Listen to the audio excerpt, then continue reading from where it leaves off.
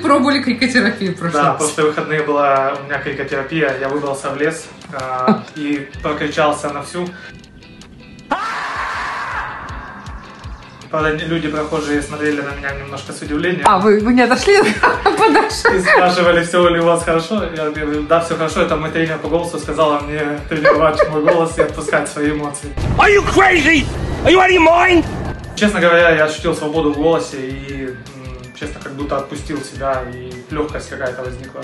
Что голос намного мощнее, чем мы можем его использовать даже в жизни. Ну, я вас поздравляю с таким опытом, это здорово. Спасибо.